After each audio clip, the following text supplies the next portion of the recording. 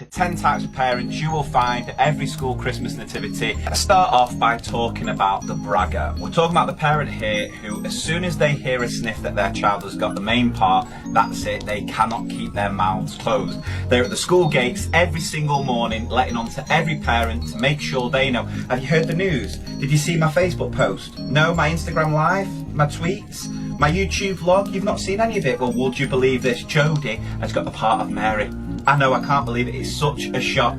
It's got nothing to do with the fact that she'd been in drama school since the moment she was conceived. No, and I've already emailed the BBC to see if they want to cover the story. It's going to be so exciting. Then you've got the parents who are so eager to get a decent seat, they sort of camp out. The show might not be till 2:30. As soon as they've dropped the kids off at 9, they're queuing up to get in. Do you remember back in the day when Teletubbies and Buzz Lightyear were the go-to Christmas toy, and there were people who would literally queue for days outside toy shops to get these toys? These are what these parents are like. I mean, the show might not even be till Thursday, but as soon as they drop the children off on Monday, they're camping out. They've got the tents ready, flasks and mugs, sandwiches at the ready because they want to get front row. And then they're absolutely gutted to realise the front row is reserved for all your special guests in attendance, which is basically the head teacher, your chair of governors, or your priest. Then you've got your keen bean, eager beaver parent who gets there as soon as they can to basically reserve most of the hall.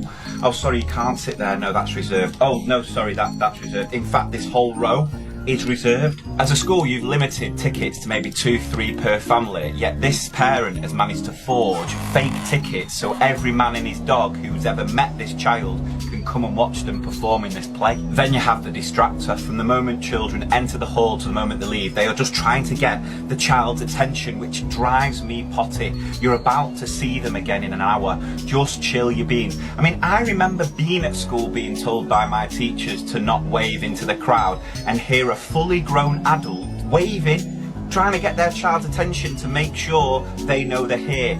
They've got eyes, they can see. Then you'll always have one who just sits there on the phone just looking at Facebook while the play's happening. I mean, put the phone down, be present in the moment. Despite telling the parents numerous times there is to be no photography, no filming because of strict GDPR regulations, there'll always be that parent who will try to sneakily film it so they can put it on Facebook, even though you're going to spend hours editing a Hollywood-style blockbuster version of the play. I just love the parents who are overly emotional, just sit there in tears. They just can't believe my little daughter. The emotional one, it just gets me every time. The story, the acting, it's just... Ugh. Then you've got the parents who are recently separated, who now hate each other's guts with a vengeance, who are sat on opposite sides of the hall and just go through different emotions of glaring sort of death looks to their partner before changing it to look at their little darling on stage. Then you've got a parent who comes in late because they've come straight from work and they forget to put their phone on silent. So at the scene where the baby Jesus is being born, all you hear is, sorry, really important, just got to take this. Hello, mate. You've got the parent who's been working so hard to get their children to remember all the lines, all the songs, and so spends the whole play just reciting it themselves, just mouthing all the words and all the dance moves.